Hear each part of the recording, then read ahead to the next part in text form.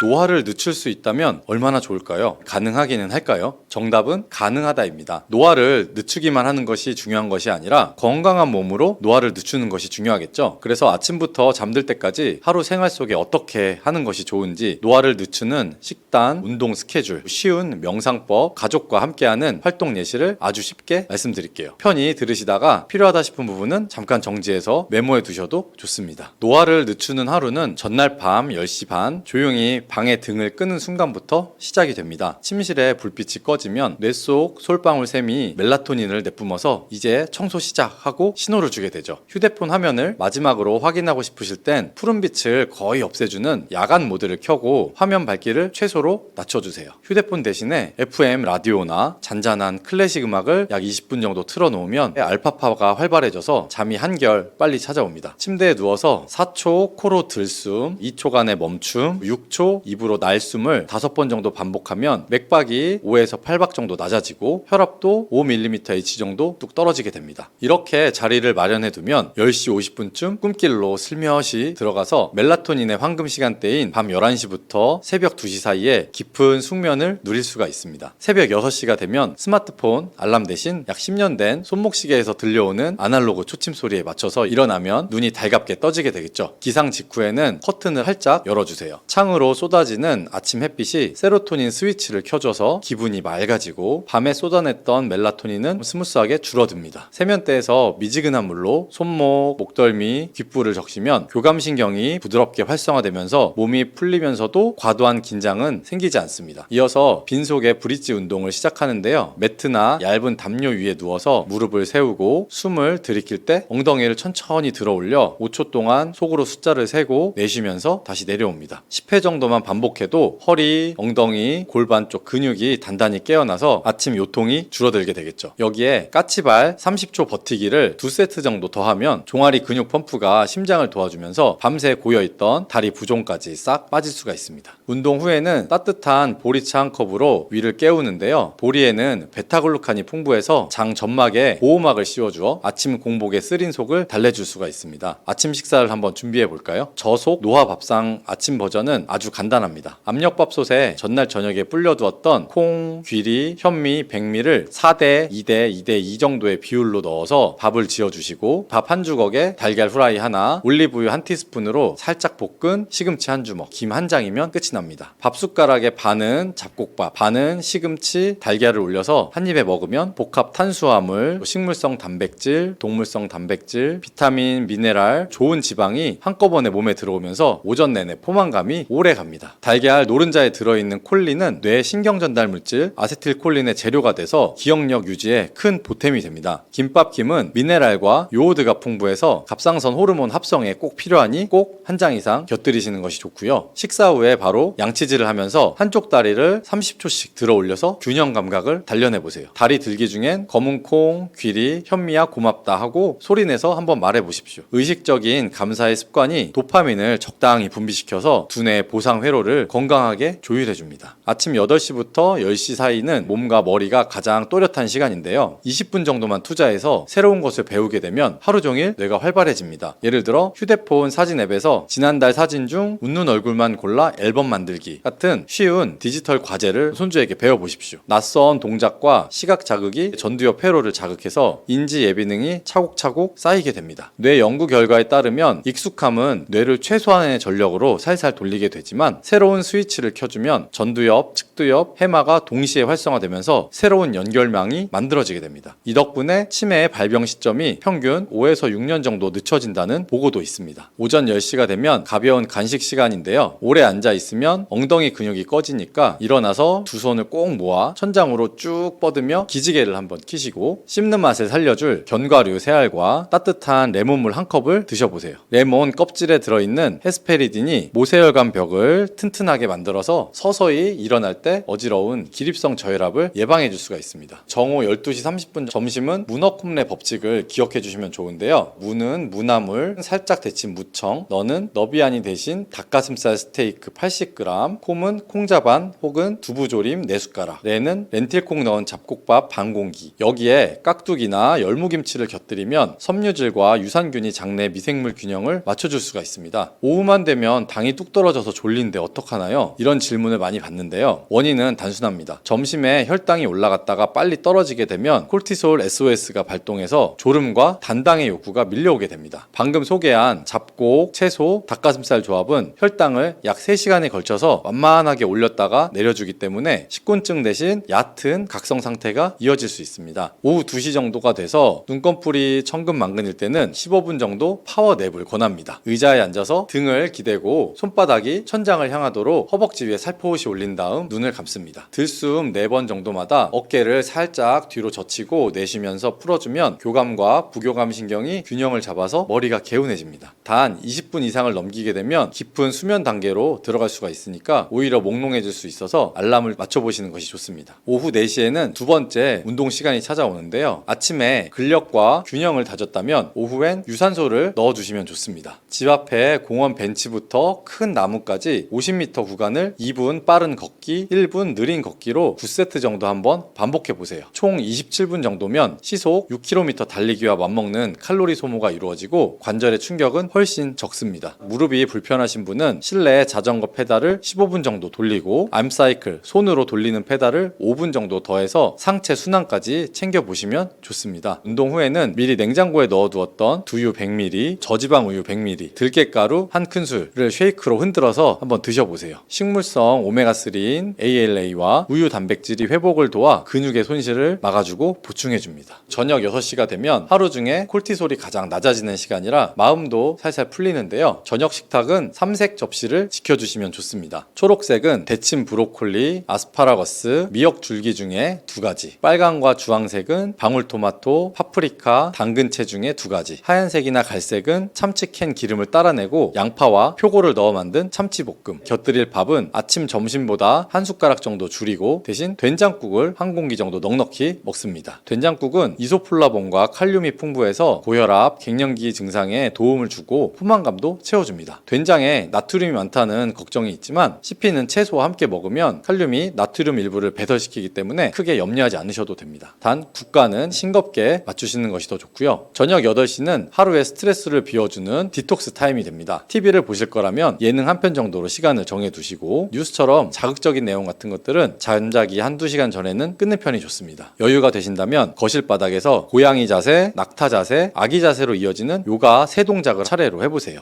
허리를 말아 올린 고양이 자세에서 10초 정도, 허리를 굽혀서 가슴을 앞으로 내미는 낙타 자세에서 10초, 꿇어 앉은 다음 이마를 바닥에 댄 아기 자세에서 20초 정도, 총 40초짜리 세트만 3번 정도 반복을 해도 척추 주변의 근막이 확 풀리면서 밤중에 뒤척거리는 일이 줄어듭니다. 마지막으로 마음을 다스리는 하루의 마무리는 감사일기와 내일 할 일 3가지를 적으며 끝맺어 보세요. 오늘 아침 잡곡밥 씹는 맛이 좋았음. 오후 산책길에 개나리가 폈음. 손주에게 사진 앨범 만드는 법 배워서 뿌듯했음. 이렇게 3줄만 적어도 뇌는 나는 이미 꽤 괜찮은 하루를 살았다는 기억을 저장하게 됩니다. 이어서 내일은 물 1.5리터 마시기, 브릿지 12회, 스쿼트 12회 추가, 동네 친구에게 전화해서 토요일 도서관 강좌 같이 가자고 제안하기. 이렇게 3가지 정도의 목표를 적으면 잠자는 동안 해마가 이를 반복해서 상기하면서 아침에 눈 뜨면 어제 써둔 계획이 저절로 떠오르게 됩니다. 연구에 따르면 구체적이고 실현 가능한 계획을 종이에 적는 사람은 그렇지 않은 사람보다 건강 목표 달성률이 40% 이상 높다고 합니다. 나는 만성질환 약도 먹어야 하는데 식단이나 운동을 바꾸다가 약을 건너뛰면 안 되나 걱정되실 수도 있는데요. 답은 약은 약대로, 생활습관은 생활습관대로입니다. 고혈압, 당뇨, 고지혈증 약들은 병원 지시에 따라서 꾸준히 복용하시는 게 장기적인 합병증과 치매 위험을 확실히 줄여줄 수가 있기 때문이고요. 다만 혈압이나 혈당, 지질 수치가 꾸준히 좋아지면 용량을 조정해 볼 수도 있기 때문에 3개월에서 6개월 정도마다 담당하는 의사분에게 식단이나 운동 실천 일지를 보여주시는 것이 좋습니다. 실제로 잡곡, 채소 중심의 식단과 주 300분 정도의 신체 활동을 4개월 정도 유지한 70대 환자분이 고혈압약 3제 요법을 2제로 줄인 사례들도 있습니다. 이쯤에서 다시 한번 영양제는 굳이 뭘 챙길까 한번 짚고 넘어가 보겠습니다. 진료실 데이터를 기준으로 필요할 수 있는 목록을 정도 정도별로 나눠볼 텐데요. 1단계는 대부분 해당하는 것으로 비타민 D 한 1000단위 정도이고요. 2단계는 잡곡이나 콩, 견과류를 잘 못 드시는 분들에게 활성형 비타민 B군 하루 한 알, 마그네슘 250mg 정도를 추천해드리고요. 3단계는 눈이나 뇌, 혈관 건강을 한꺼번에 챙기고 싶으신 분들에게는 순도 80% 이상 되는 EPA와 DH 합이 1000mg 정도가 되는 오메가3 하루 하나를 드셔보시는 것이 좋습니다. 광고만 보고 무턱대고 화려하다고 사시기보다는 운동이나 식단, 수면, 그리고 명상, 기본 내 기둥이 먼저 자리를 잡았는지부터 돌아보시고 지출을 하시면 절반 이하로 줄여보실 수가 있을 겁니다. 치매 걸리면 가족에게 패 끼칠까 무섭다는 고민을 많이들 하시는데요. 치매 예방을 위해서 기억하면 좋은 3-3-5 법칙을 알려드릴게요. 첫 번째 3은 하루 3번 식사 중 최소 2끼를 저속 노화 밥상으로 하는 것이고요. 두 번째 3은 주 3회 사회적 모임에 참여하는 겁니다. 경로당, 그림 동호회, 동네 교회, 성가대 온라인으로 하는 실버 코딩 교실 해보시면 좋고요. 그 다음에 5는 주 5회 30분 이상 땀 흘리는 신체 활동이고요. 마지막 5는 하루 5가지의 새로운 정보를 뇌에 넣는 것입니다. 오늘 본 꽃이름 한 가지, 새 단어 한 가지, 새로운 레시피 한 가지, 다른 지역의 날씨 한 가지, 손녀 학교 행사 일정 한 가지 알게 되면 뇌세포 사이에 새로운 시냅스가 5개가 생기게 됩니다. 이 3-3-5 법칙을 1년간만 지켜봐도 기억력 검사 점수가 평균 2-3점 정도 오르거나 최소한 유지된다는 결과가 서울과학기술대 그리고 서울 아산병원 공동연구에서 보고된 바가 있습니다. 지금까지 말씀드린 이런 하루 일과를 다 따라야만 노화를 늦출 수 있는 건 아닙니다. 10개 중에 5개만 실천해도 몸은 알아채고 주인님이 바뀌셨네 하고 달라지겠죠. 중요한 건 작지만 구체적인 행동이고요. 오늘 밤, 내일 아침 당장에 넣어보는 용기입니다. 저도 여러분들이랑 똑같이 어깨도 결리고 허리가 뻐근한 날이 항상 있지만 5분 정도 스트레칭 한 번으로 내 몸에 투자했다는 뿌듯함을 느끼면서 노화를 하루라도 조금씩 늦추는 마음으로 생활하고 있습니다. 이번 영상이 여러분의 하루, 한 달, 한 해에 작은 변화를 일으키는 돌멩이가 되었으면 좋겠습니다. 이 정도는 나도 할 수 있겠다 싶은 아이디어가 지금 생각이 나셨다면 지금 바로 핸드폰 메모장에 적고 가족들과 함께 공유해보세요. 그러면 스스로 약속을 지키기가 훨씬 쉬워집니다.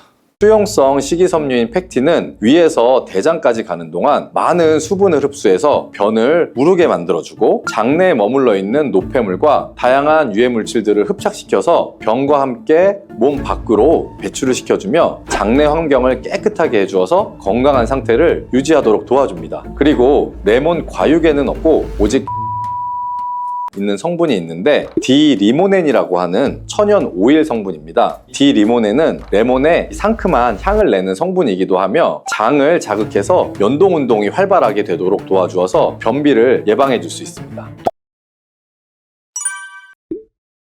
요즘 들어 뱃살과 내장 지방을 쏙 빼는데 효능이 좋기로 소문난 레몬, 우리가 요리에도 많이 사용하는 과일이죠. 레몬에는 다양한 영양 성분이 있어서 건강에 놀라운 효능을 발휘하는데요. 레몬도 잘 알고 드셔야 제대로 된 효능을 누릴 수가 있습니다. 잘못 드시면 오히려 몸에 독이 되는 경우도 많이 있거든요. 영상을 통해서 레몬에 어떤 효능이 있는지, 어떻게 먹어야 되는지, 함께 먹으면 보약이 되는 음식에는 어떤 것이 있는지, 그리고 레몬 드실 때 주의할 점까지 레몬에 대한 모든 것을 알려드릴게요. 레몬은 다이어트뿐만 아니라 당뇨 예방과 관리에도 아주 탁월한 효능이 있습니다. 최근 연구 결과에서 레몬에 들어있는 비타민C와 풍부한 식이섬유, 각종 무기질과 구연산이 혈당 조절에 효과가 있어서 당뇨 예방에 도움이 될 수 있고 또 지방을 분해해주는 효능이 있어서 다이어트에도 도움이 된다고 발표했습니다. 또한 레몬은 독소를 배출해주는 효능이 있어서 우리 몸의 신진대사를 원활하게 해주고 몸 안에 칼로리를 소모하는 데 도움이 되며 이는 몸에 붓기를 빼고 체중을 줄이는 데 도움이 될 수 있습니다.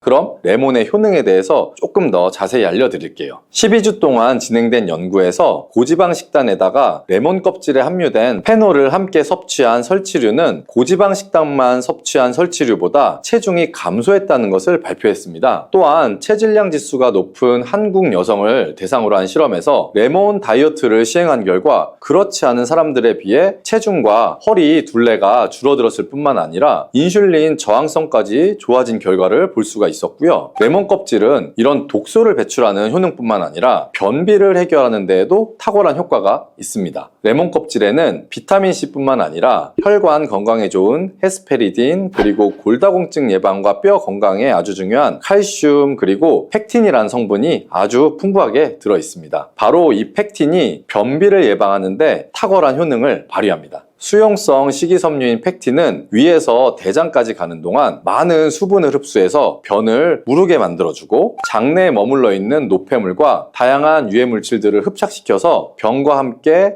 몸 밖으로 배출을 시켜주며 장내 환경을 깨끗하게 해주어서 건강한 상태를 유지하도록 도와줍니다. 그리고 레몬 과육에는 없고 오직 레몬 껍질에만 있는 성분이 있는데 디리모넨이라고 하는 천연 오일 성분입니다. 디리모넨은 레몬의 상큼한 향을 내는 성분이기도 하며 장을 자극해서 연동 운동이 활발하게 되도록 도와주어서 변비를 예방해 줄 수 있습니다. 또 레몬에는 구연산이라는 성분이 풍부한데요. 구연산이 체내 지방 분해 요소를 활성화시키는 역할을 해줍니다. 활성화된 지방 분해 요소는 쌓여있는 내장 지방을 태워주어서 허리 둘레를 줄여주는데 많은 도움을 주게 되죠. 아침에 일어나자마자 공복에 레몬 술을 마시면 체내 대사 기능이 활발해져서 몸 안에 에너지 소비도 활성화되게 됩니다. 대한비만학회에서 발표한 연구 결과를 보면 레몬술을 섭취한 그룹이 그렇지 않은 그룹보다 내장 지방이 더 많이 감소했다는 것을 확인할 수가 있었고요. 또한 레몬에 들어있는 성분들은 뇌졸중의 위험을 줄여주는 데도 도움이 될 수가 있습니다. 한 연구에 따르면 감귤류에 함유되어 있는 플라보노이드는 여성의 허혈성 뇌졸중 위험을 낮추는데 도움이 될 수 있다고 발표했습니다. 허혈성 뇌졸중은 가장 흔한 유형의 뇌졸중인데 혈전 때문에 뇌로 가는 혈액의 흐름이 방해가 되면서 발생할 수가 있습니다. 플라보노이드가 함유된 음식을 장기간 섭취하게 되면 이런 심혈관 질환뿐만 아니라 각종 암을 예방하는 데 도움이 될 수가 있다고 하는데요. 레몬에는 이런 플라보노이드와 함께 강력한 항산화 작용을 하는 비타민C가 아주 풍부합니다. 이 항산화 작용으로 세포 손상을 방지하고 암세포를 억제하는 항암 효과를 가지게 되는 것이고요. 또한 레몬은 피부 미용에도 아주 좋은데요. 피부색을 건강하게 해주는 데 탁월한 효능이 있습니다. 비타민C는 콜라겐을 형성하는 데 중요한 역할을 해주고 피부를 환하게 해주며 잡티를 제거해주는 효과가 있기 때문이죠. 그리고 레몬의 또 놀라운 효능 중 하나는 당뇨를 예방하고 개선하는 데 탁월하다는 것입니다. 레몬에는 헤스페리딘이라는 플라보노이드 성분이 들어있는데요. 이 헤스페리딘은 인슐린 감수성을 높이는 데 도움을 주게 됩니다. 인슐린 감수성이 좋아야 혈당 조절이 잘 되게 되는데 당뇨가 발생하면 이 감수성이 떨어지면서 인슐린의 저항성이 생기게 되죠. 헤스페리딘이 인슐린 저항성을 개선하는데 많은 도움을 줄 수가 있습니다. 또한 레몬에는 많은 양의 항산화 물질들이 들어있습니다. 비타민C 뿐만 아니라 폴리페놀, 플라보노이드 등 다양한 물질들이 혈당으로 인해서 공격받고 상처난 몸의 세포들을 보호를 해주게 되는데요. 장의 베타세포를 보호해주는 것이 아주 중요한 효능입니다. 베타세포는 인슐린을 분비하는 세포인데 당뇨가 생기게 되면 가장 먼저 타격을 받게 됩니다. 레몬을 통해 베타세포를 보호하여 당뇨를 예방할 수 있게 되는 것이죠. 이런 레몬을 복용하는 가장 좋은 방법은 바로 레몬수입니다. 그럼 레몬수 만드는 방법을 바로 알려드릴게요. 깨끗하게 씻은 레몬 1개와 물 1리터를 준비해 주시고요. 레몬의 양 끝부분은 좀 쓴맛이 나기 때문에 잘라주시고 레몬의 씨는 제거하셔도 되고 그냥 두셔도 괜찮습니다. 적당한 크기로 자른 레몬을 80도 정도의 뜨거운 물에 넣어 주시고요. 충분히 우려내 주시면 레몬물이 완성이 됩니다. 물의 온도별로 레몬물의 항산화 능력이 어느 정도 차이가 나는지 실험을 한 결과 80도 이상의 뜨거운 물에서 가장 높은 항산화 효과가 나타났다는 발표를 한 적이 있습니다. 레몬의 제대로 된 효능을 얻기 위해서는 레몬물을 만들 때 꼭 뜨거운 물로 레몬을 우려내 주시기 바랍니다. 레몬물은 실온에서 어느 정도 식힌 후에 미지근해졌을 때 마시면 되고요. 레몬의 산미가 강해서 좀 드시기 힘드신 분들은 물을 충분히 희석해서 적응이 되시면 물의 양을 줄이시면 됩니다.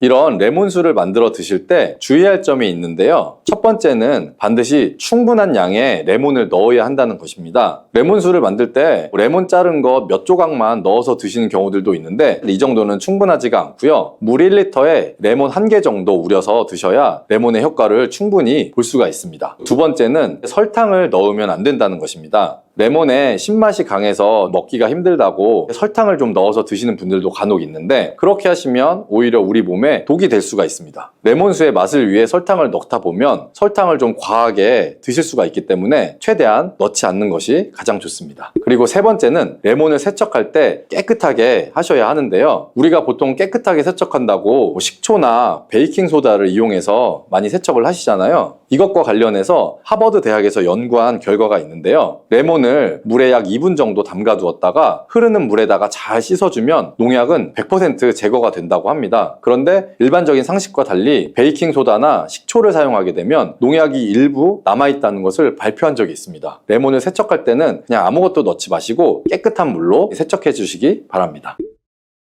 다음으로 레몬과 함께 먹으면 시너지 효과를 내는 음식을 알려드릴게요. 첫 번째는 바로 계피입니다. 레몬과 계피를 함께 사용하여 약으로 쓰기도 하는데요. 레몬과 계피를 함께 먹으면 면역 체계를 강화해 주는데 도움이 됩니다. 계피는 향긋한 향과 매운맛이 특징인데 소화를 도와줄 뿐 아니라 혈당 조절에도 탁월한 효능이 있습니다. 또한 레몬에는 염증을 억제하고 수치를 줄여주는 산화 방지제가 풍부한데 레몬과 계피를 지속적으로 섭취하시면 강력한 항염작용이 나타나서 관절염이나 몸의 염증에도 많은 도움을 받을 수가 있습니다. 또한 레몬과 계피는 다이어트에도 많은 도움을 줄 수 있는데요. 계피는 혈액 속의 인슐린과 탄수화물 수치를 조절해서 복부에 지방이 쌓이지 않도록 도와주기 때문이에요. 그리고 레몬은 고구마와 함께 드셔도 좋은데요. 고구마에는 베타카로틴, 비타민C, 식이섬유 등이 풍부하게 함유되어 있어서 염증을 감소시키고 안구 세포를 보호하는 효과가 있습니다. 항산화제인 베타카로틴이 매우 풍부해서 안구 건조증의 위험을 줄이고 눈 건강에 많은 도움을 줄 수가 있고요. 레몬도 이 비타민C와 다양한 항산화 물질을 함유하고 있어서 함께 섭취하면 항산화 효과를 더욱 높일 수가 있겠습니다.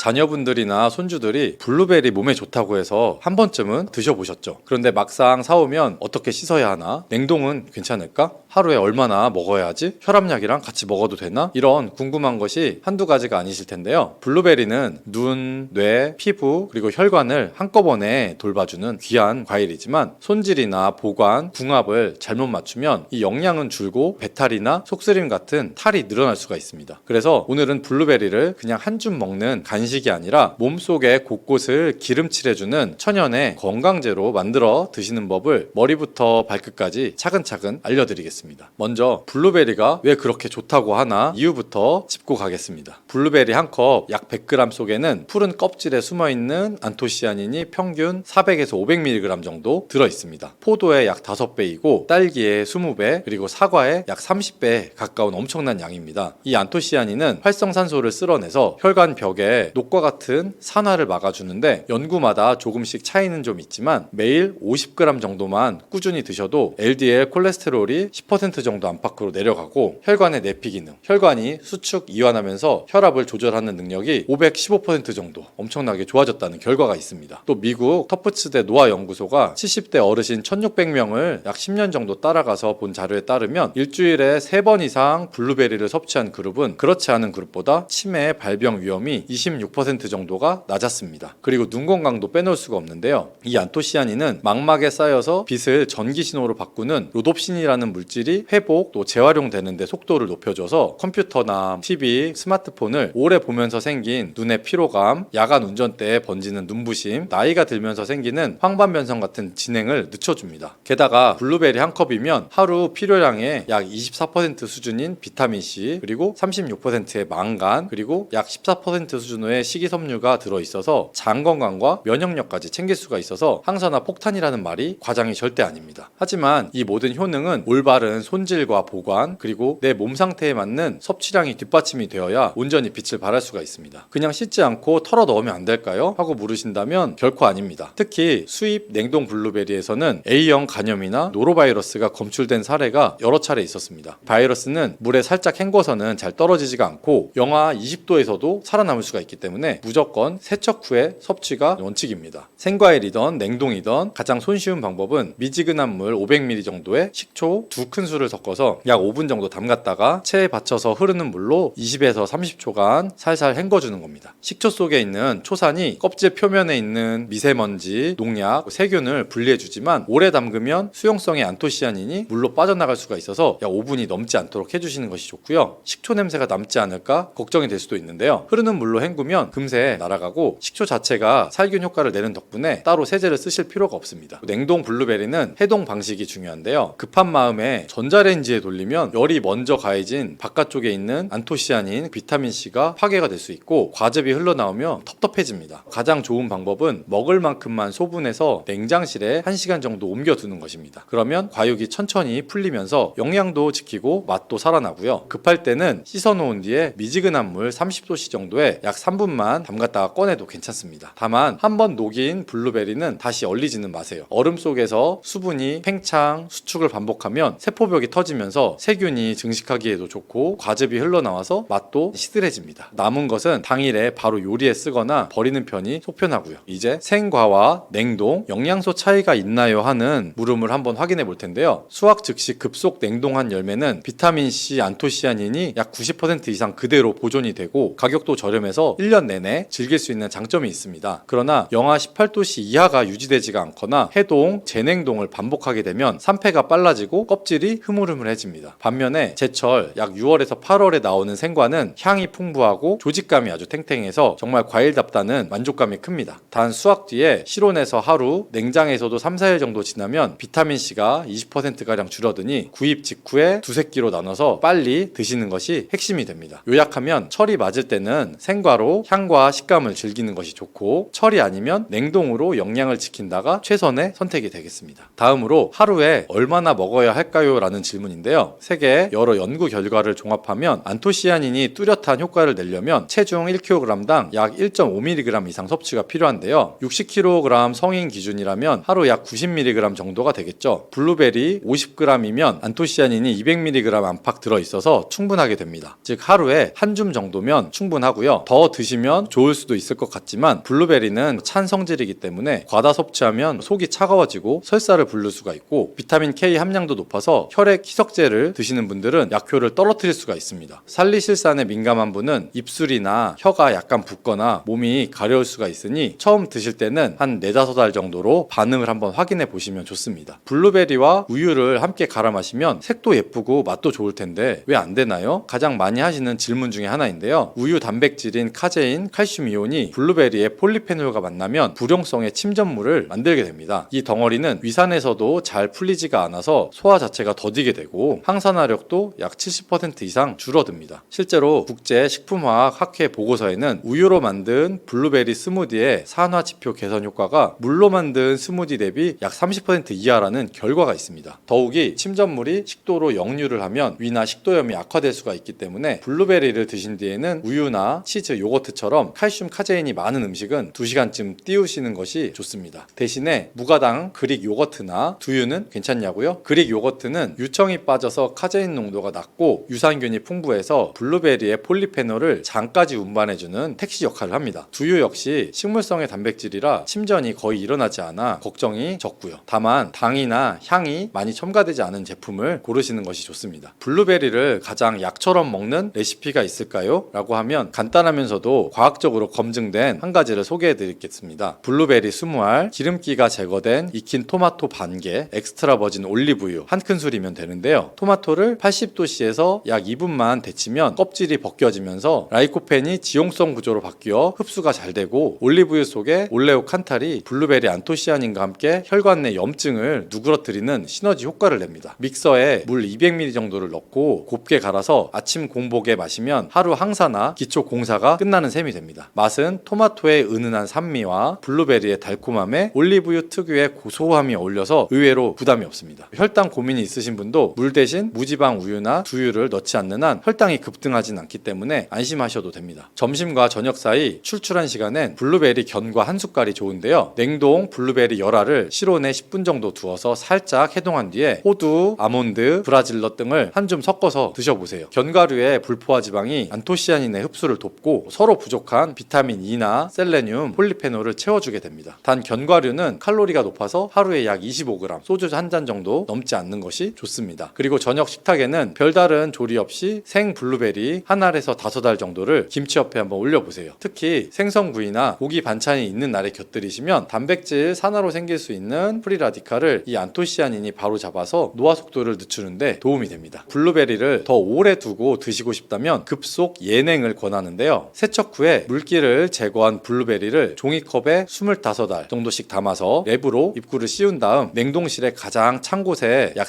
30분만 예냉을 했다가 얼음이 얇게 잡히면 얼음이 끼지 않는 냉동 서랍으로 옮겨두세요. 처음 30분이 가장 중요합니다. 이때 세포벽이 단단히 얼어서 팽창으로 터지는 걸 막아주게 되고 해동 후에도 터지지 않아서 단맛이 유지가 됩니다. 이렇게 냉동해두면 약 8개월 정도까지 그 품질과 영양이 유지가 되기 때문에 제철에 넉넉히 사서 씻은 뒤에 예냉 그리고 이동 두 단계만 지켜서 한번 보관해 보시면 좋습니다. 블루베리에 대해 많이들 궁금해하시는 내용이 있는데요. 혈압약, 당뇨약과 같이 먹어도 되나요? 대부분 괜찮습니다. 다만 혈전용해제인 와파린이나 아스피린 고용량을 드시면 하루에 약 20알 이하 정도로 줄이시고 갑자기 많이 드시게 되면 주치의와 상의해 보시는 것도 좋습니다. 블루베리 잎차도 좋다던데 맞나요? 네, 가을 단풍 든 잎을 따서 살짝 찐 뒤 덮어 말린 잎은 안토시아닌, 클로로겐산 함량이 열매보다 약 20배 가까이가 높습니다. 잎 2g을 물 500ml에 넣고 10분간 달여서 식혀서 드시면 항산화, 혈당 안정에 도움이 됩니다. 블루베리 알레르기가 있을 수 있나요? 살리실산에 혹시 과민증이 있는 분은 입술 붓기나 두드러기가 생길 수가 있습니다. 처음에는 한 3알에서 5알 정도로 반응을 보고 이상이 없을 때 섭취량을 늘리시는 것이 좋습니다. 껍질에 흰 가루가 농약이 아닌가요? 아닙니다. 과분이라는 천연의 보호막으로 신선도의 징표입니다. 꼭대기 알까지 고루, 분가루가 남아있고 살짝 파랗게 보랏빛이 선명하면 아주 신선한 블루베리입니다.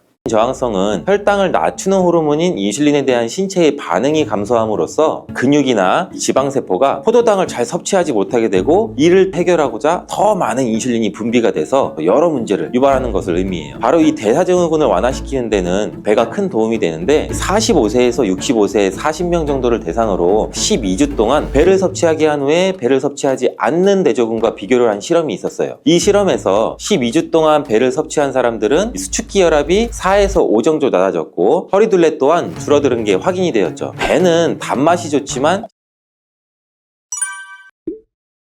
배는 가을과 겨울에 먹는 대표적인 과일로 우리나라에서는 선물로도 굉장히 많이 선호하는 과일이죠. 배에는 많은 효능이 있을 뿐 아니라 잘못 드시면 오히려 건강을 해칠 수도 있는 과일이에요. 건강을 해칠 수도 있다니 깜짝 놀라셨죠? 너무 걱정하지 마세요. 영상을 통해 배에 대한 모든 것을 한번 알아가실 수 있을 거예요. 배의 11가지 효능과 어떤 분들이 배를 드실 때 주의하셔야 되는지, 또 배를 고를 때는 어떤 배가 좋은지 고르는 방법, 그리고 보관 시 주의사항까지 제가 지금 바로 알려드릴게요. 배 하면 무엇이 떠오르시나요? 저는 이 어릴 적 추운 겨울에 이불 뒤집어 쓰고 집에서 옹기종기 앉아서 저희 어머니께서 깎아주신 배 한 쪽씩 먹으면서 도란도란 얘기하고 이랬던 기억이 나는데, 겨울에 감기에 걸려서 기침이 심해지면 어머니께서 이제 배 하나를 가져다가 가운데를 이제 동그랗게 C 부분을 파내시고 꿀을 넣어서 끓여주셨던 그런 기억도 나요. 이미 알고 계시겠지만 배는 기침이 심할 때 증상을 완화시키는 효능을 가지고 있고, 배의 첫 번째 효능은 기관지에 좋다는 거예요. 기관지에 염증이 생기면 기관지 점막에 분비물이 증가하는데, 이렇게 되면 가래가 생기죠. 배에 풍부하게 들어있는 이 루테올린과 안토크라신 성분은 항염증 효과를 가지고 있어서 가래를 완화시키는 데 굉장히 큰 도움을 줄 수가 있어요. 배가 폐에 열을 내리고 기관지를 부드럽게 하는 진액 생성을 돕는 역할도 한다고 해요. 배의 과육에는 피로회복을 돕는 유기산과 비타민, 아미노산이 풍부하고, 껍질에는 이 플라보노이드와 폴리페놀 등의 항산화 성분이 많이 들어있어서 면역력을 높이는 효과도 같이 갖고 있죠. 배가 몸에 좋다는 것을 알고 간혹 배를 이용한 가공식품, 배 음료를 드시는 분들이 많은데, 100% 배로 만든 음료가 아닌 과당이나 설탕 등이 많이 들어간 배 첨가물의 가공식품은 주의하셔야 돼요. 이런 가공식품에는 단맛을 높이기 위해서 많은 양의 당 성분이나 설탕이 들어가게 되거든요. 바로 이 설탕이 문제죠. 아시겠지만 이런 가공식품 음료를 굉장히 많이 드시게 되면 설탕을 과다하게 흡수되는데, 그렇게 되면 혈당이 급격하게 오르게 되고 높아진 혈당을 조절하기 위해서 인슐린도 과다하게 분비가 될 수가 있겠죠. 이렇게 되면 또 갑자기 혈당이 또 떨어지게 되고 저혈당 증상도 나타날 수가 있고, 이런 증상이 계속 반복되다 보면은 췌장에 문제가 생길 수가 있죠. 더 나아가서 다양한 혈관 질환도 생길 수가 있겠죠. 정말 사소한 식습관으로 무서운 결과까지 초래할 수가 있는 거예요. 또한 신장뿐 아니라 눈 건강과 심장에도 무리를 주게 되고, 나이가 들면서 얼굴에 주름이 늘어 거울 보기 싫으신 분들도 계시죠. 설탕을 많이 섭취하게 되면 바로 이 주름도 많이 많이 생겨요. 이 설탕을 소화하면서 단백질과 지방이 뭉치는 현상이 나타나는데 이때 노화를 촉진시키는 활성산소라는 게 증가하게 돼요. 그렇게 되면 피부의 탄력을 유지시켜주는 콜라겐과 엘라스틴이 감소하게 돼서 피부에 주름이 늘어나고 탄력성도 떨어지게 되는 거죠. 두 번째 배의 효능은 미각을 살리는데 좋다는 거예요. 나이가 들면 들수록 음식을 먹어도 맛도 잘 모르겠고 침도 잘 안 생겨서 입안이 건조해지는 느낌이 있는 분들 많으실 거예요. 그 이유는 노화가 되면서 이각세포 기능이 떨어지기 때문인데 당뇨병이나 갑상선저하증 같은 질환이 있으신 분들이라면 이런 증상이 더욱 심하게 나타나기도 해요. 또 나이 들면서 혈압약도 우리 많이 드시잖아요. 고혈압약 안에 들어있는 캡토프릴이라는 성분의 부작용 중에 하나로 미각장애도 일으키기도 하거든요. 미각세포를 건강하게 유지하는데 가장 중요하면서도 기본이 되는 것은 침이 부족하지 않게 하고 항상 입안에 맑은 침이 충분히 나오게 하는 거예요. 매일 배를 한쪽씩 드시게 되면 입안에 침의 분비를 촉진시키고 침이 부족하지 않게 되고 미각을 살리는 데도 도움을 줄 수 있어요. 침이 부족하면 입안이 마르는 느낌이 있는 분들이라면 바로 이 배가 도움이 될 수 있는 거죠. 세 번째 배의 효능은 대사증후군으로 고통받는 분들에게 도움을 줄 수가 있죠. 대사증후군이란 복부비만이나 고혈압, 당뇨병, 중성지방혈증 등 이런 질환이 한 개인에게서 한꺼번에 나타나는 것을 말하는데 원인은 아직 명확하진 않지만 대사증후군은 인슐린 저항성이 근본적인 문제라고 추정하고 있는 연구들도 많아요. 인슐린 저항성은 혈당을 낮추는 호르몬인 인슐린에 대한 신체의 반응이 감소함으로써 근육이나 지방세포가 포도당을 잘 섭취하지 못하게 되고 이를 해결하고자 더 많은 인슐린이 분비가 돼서 여러 문제를 유발하는 것을 의미해요. 바로 이 대사증후군을 완화시키는 데는 배가 큰 도움이 되는데 45세에서 65세 40명 정도를 대상으로 12주 동안 배를 섭취하게 한 후에 배를 섭취하지 않는 대조군과 비교를 한 실험이 있었어요. 이 실험에서 12주 동안 배를 섭취한 사람들은 수축기 혈압이 4에서 5 정도 낮아졌고 허리둘레 또한 줄어드는 게 확인이 되었죠. 배는 단맛이 좋지만 식이섬유가 풍부하기 때문에 허리둘레를 줄이는 데 도움이 되었던 거예요. 그렇지만 과유불급 너무 많이 드시는 것은 오히려 건강을 해칠 수가 있는데요. 당뇨가 있는 분들이라면 하루에 배 4분의 1이나 반쪽 정도씩 드시고 당뇨가 없는 분들이라면 하루 1개 정도 드시는 거를 권장해 드려요. 네 번째 배의 효능은 체질적으로 건조한 분들에게 도움을 줄 수가 있어요. 배를 드시게 되면 몸속에서 세포의 점액질 분비를 활성화하게 돼서 건조한 세포막을 촉촉하게 해줘요. 한의학 쪽에서는 이를 윤조라고 불리기도 하는데 음을 보하고 진액을 생겨나게 하는 방법이란 의미를 가지고 있어요. 세포막이 건조하게 되면 몸 안의 독소가 세포에 달라붙게 되고 배출이 쉽지 않게 되죠. 건강에 악영향을 주게 되는 건데 이때 배를 많이 섭취하게 되면 이런 증상을 어느 정도 완화시켜서 몸을 건강하게 하는 거예요.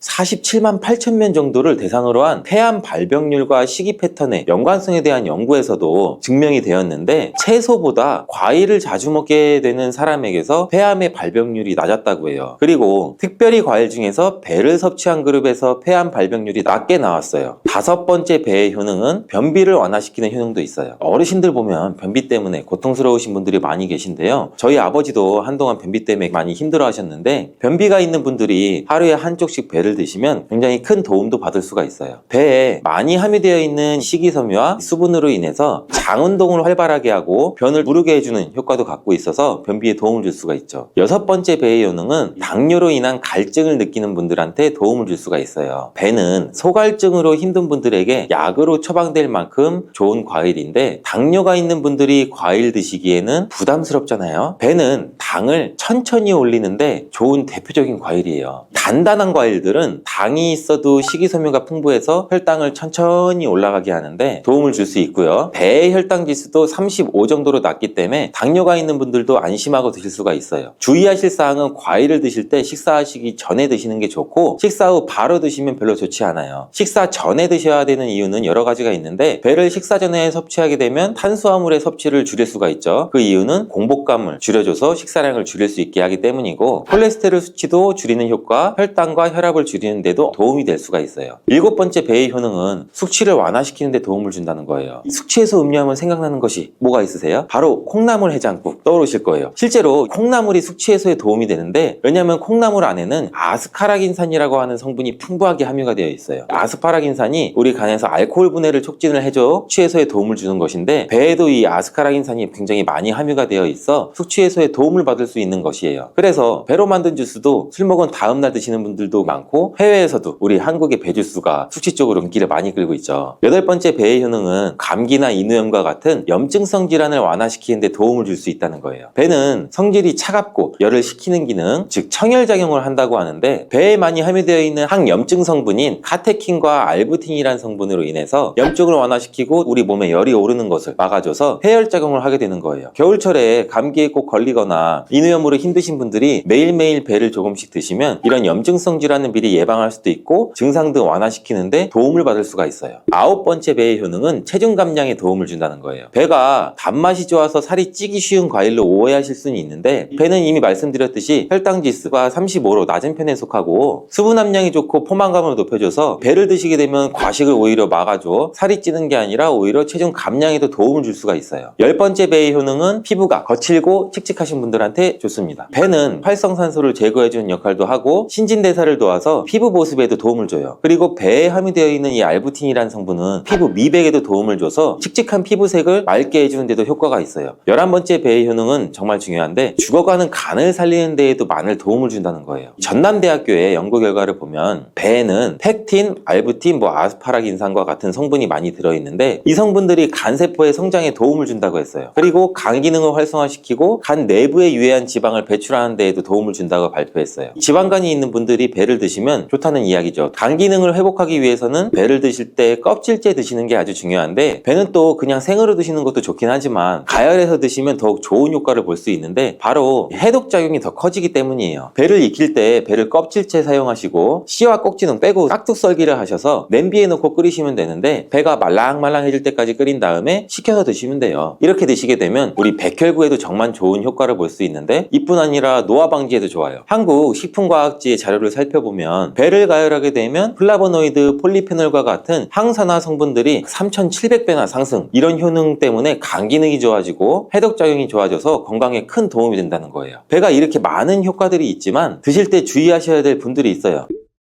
첫 번째는 몸이 찬 분들이에요. 수족냉증이 있거나 뱃속이 차가워서 소화를 잘 못 시키시는 분들은 배를 많이 드시면 좋지 않아요. 배가 찬 기운을 갖고 있다고 말씀드렸잖아요. 바로 이 때문에 몸이 찬 분들이 배를 드시게 되면 체온이 더 떨어지고 그렇게 되면 혈액의 흐름에도 어느 정도 영향을 미칠 수가 있겠죠. 또한 배가 소화 기능에 좋은 기능도 있지만 속이 찬 분들이 배를 드시면 소화기관이 더욱 차갑게 돼서 소화가 더 안 되는 일이 발생될 수도 있는 거예요. 두 번째로 배를 드실 때 주의할 분들은 신장이 약한 분이에요. 배에는 수분이 많아서 다른 좋은 점들도 있지만 신장이 약한 분들이 배를 너무 많이 드시게 되면 수분으로 인해서 이뇨작용이 오히려 활발하게 일어나는데 이로 인해서 오히려 수분의 손실이 심해질 수도 있고 소변이 농축돼서 신장에 무리를 줘서 결석 같은 것도 유발하게 될 가능성도 가지고는 있어요. 배를 보관하실 때 주의사항 한 가지를 알려드릴게요. 배와 많이 드시는 과일이 사과인데 함께 드시게 되면 사과와 배에 좋은 성분들이 시너지 효과를 발휘해서 건강에는 많은 도움을 주게 돼요. 보관할 때는 근데 다르죠. 배와 사과를 같이 보관하게 되면 사과에서 분비되는 이 에틸렌 가스가 배를 오히려 빨리 상하게 돼요. 이 에틸렌 가스는 대표적인 식물 노화 호르몬인데 사과는 바로 이 에틸렌이 많이 분비되기 때문에 배와 사과는 따로 보관하시는 것을 추천드리겠어요.